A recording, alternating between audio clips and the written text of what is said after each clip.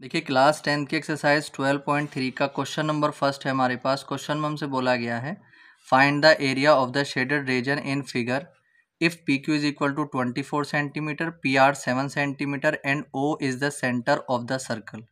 Question में हमसे बोला गया है कि एक फिगर हमारे पास है और उस फिगर में जो शेडेड पोर्शन है उस शेडेड पोर्शन का एरिया हमें यहाँ पर फाइंड करना है। अब देखिए इस शेडेड पोर्शन का एरिया हम किस तरीके से निकालेंगे। अगर हम इस फिगर को देखते हैं तो एक सर्किल है।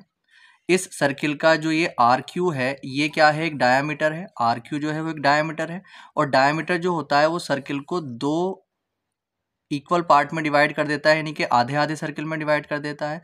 तो आर क्यू के इधर हाफ सर्किल है और आर क्यू के इधर हाफ सर्किल है। तो अगर हम इस वाले हाफ सर्किल को देखते हैं तो इस हाफ सर्किल में एक ट्राइंगल है और एक शेडेड पोर्शन है, ठीक है।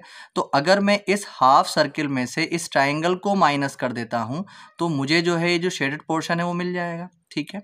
तो इसका मतलब जो है सबसे पहला काम मुझे क्या करना पड़ेगा, सबसे पहले मुझे जो हाफ सर्किल है उसका एरिया निकालना पड़ेगा, फिर इस ट्राइंगल का एरिया निकालना पड़ेगा। उसके बाद हाफ सर्किल में से ट्राइंगल के एरिया को माइनस कर देंगे तो हमें शेडेड पोर्शन मिल जाएगा, ठीक। अब देखिए हाफ सर्किल का एरिया निकालने का जो फॉर्मूला होता है वो होता है 1/2 पाई आर स्क्वायर, ठीक है। तो 1/2 पाई तो कांस्टेंट होते हैं, आर हमें चाहिए होगा, आर हमें नहीं दे रखा है। आर कहाँ से आएगा, जो आर क्यू है वो इस सर्किल का डायमीटर है।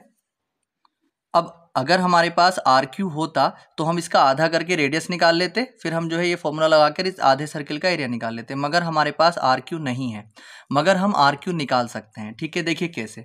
अब अगर हम पी क्यू आर ट्राइंगल की बात करते हैं तो पी क्यू आर ट्राइंगल एक राइट एंगल ट्राइंगल है। अब वो कैसे, देखिए ये वाला जो एंगल होगा ये 90 डिग्री होगा। हमने क्लास 9th में पढ़ा हुआ है कि अगर कोई सर्किल होता है और उस सर्किल के अंदर जो डायामीटर होता है, डायामीटर से सर्किल के ऊपर जो एंगल बनता है, मतलब जो सर्किल है सर्किल के ऊपर अगर कोई एंगल बनता है तो वो 90 डिग्री होता है डायामीटर से, ठीक है। तो ये डायामीटर से सर्किल के ऊपर एंगल बना है तो ये 90 डिग्री ही होगा। अब जब ये 90 डिग्री है तो अगर हम इसको ध्यान से देखते हैं तो पी क्यू आर एक राइट एंगल ट्राइंगल, और जब राइट एंगल ट्राइंगल है तो इसका जो ये आर क्यू है वो हाइपोटेनस से निकल जाएगा, और जब ये निकल जाएगा तो हम आधे सर्किल का एरिया निकालकर ट्राइंगल का एरिया माइनस कर देंगे, हमारे पास आंसर आ जाएगा, ठीक है। तो सबसे पहले हम in triangle P Q R, सबसे पहले हम ट्राइंगल पी क्यू आर में काम करेंगे। तो यहाँ पर अगर हम देखते हैं तो इसमें पाइथागोरस थ्योरम लगाएंगे। 90 डिग्री के सामने वाली जो लाइन है वो क्या है, आर क्यू का square is equal to R P square, P R square और प्लस पी क्यू स्क्वायर, ठीक है। आर क्यू हमें फाइंड करना है तो R Q square is equal to जो पी आर है, पी आर कितना था 7, 7 के ऊपर पावर 2, और पी क्यू कितना था 24 के ऊपर पावर 2 आ जाएगा, ठीक है। 7 के ऊपर पावर 2 का मतलब 49 और प्लस 24 के ऊपर पावर 2 का मतलब 576। तो ये कितना हो जाएगा आर क्यू स्क्वायर। तो अगर आर क्यू को हम देखते हैं तो R Q square is equal to 6 to 5 आ जाएगा।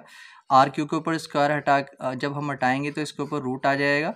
तो अगर हम देखते हैं तो जो आर क्यू है वो 6 to 5 का जो स्क्वायर रूट होता है वो कितना होता है 25। तो यहाँ पर हम आर क्यू कितना लिख सकते हैं 25। अब जो डायमीटर आ चुका है वो हमारे पास आ चुका है 25, ठीक है। अब हम बात करेंगे फॉर हाफ सर्कल या सेमी सर्कल हाफ सर्कल। अगर हम हाफ सर्किल के लिए बात करते हैं तो इसकी जो रेडियस हो जाएगी, जो डायमीटर हो जाएगा, इसका डायमीटर को मैं डी लिख लेता हूँ। डी कितना हो जाएगा, आर क्यू के बराबर हो जाएगा, ठीक है। तो डी की अगर हम बात करें, आर क्यू कितना था 25 सेंटीमीटर। तो अगर हम आर निकालें तो 25/2 सेंटीमीटर। अब अगर हम देखते हैं तो इसके लिए आर आ चुकी है, और जब आर आ चुकी है तो अब हम इसका एरिया निकाल सकते हैं। तो एरिया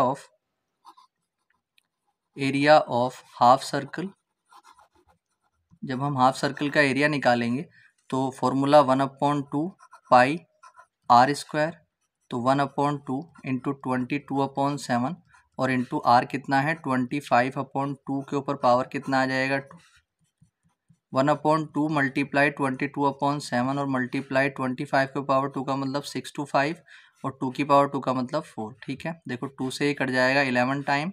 तो ऊपर अगर हम देखते हैं तो हमारे पास आ जाएगा 11 इंटू 6 to 5 और अपॉन में आ जाएगा 7 चौक 28 28, ठीक है।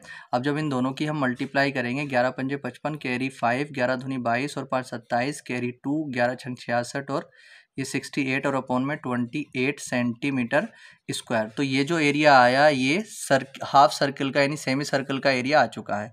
अब हम क्या करेंगे, जो ये ट्राइंगल है ट्राइंगल का एरिया हम निकालेंगे। अब देखिए ट्राइंगल, अगर कोई एक राइट एंगल ट्राइंगल होता है तो उसका एरिया निकालने के लिए हम क्या करते हैं, हाफ इंटू बेस और इंटू हाइट लगा देते हैं, उस ट्राइंगल का एरिया निकल जाता है। ठीक है, तो अब हम यहाँ पर लिखेंगे फोर ट्राइंगल PQR। ठीक है, तो अब area of triangle PQR equal to कितना हो जाएगा, half into base into height.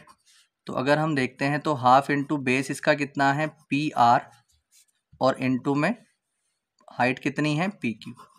तो इसका क्या हो जाएगा, हाफ इंटू PR की अगर हम बात करते हैं तो ये 7 है और PQ कितना है 24। तो 2 से कट जाएगा ये 12 टाइम, तो 7 मल्टीप्लाई 12 आ जाएगा, 12 सत्ते 84 84 सेंटीमीटर स्क्वायर। तो ट्राइंगल का एरिया भी आ चुका है और हमारे पास जो सेमी सर्कल है उसका एरिया भी आ चुका है। अब हम यहाँ पर क्या करने वाले हैं, जो शेडेड पोर्शन है तो इसलिए area of shaded region equal to area of semi circle minus area of triangle PQR। ठीक है, अब सेमी सर्कल का जो एरिया था वो कितना था 6875 और अपॉन में कितना 28 और माइनस एरिया ऑफ ट्राइंगल कितना था 84। अब हम यहाँ पर क्या करेंगे, एलसीएम ले लेंगे, जो कि कितना आ जाएगा 28। तो ये 6875 ऐसे आ जाएगा, माइनस 28 से जब 84 की मल्टीप्लाई करेंगे तो हमें मिलेगा 2352।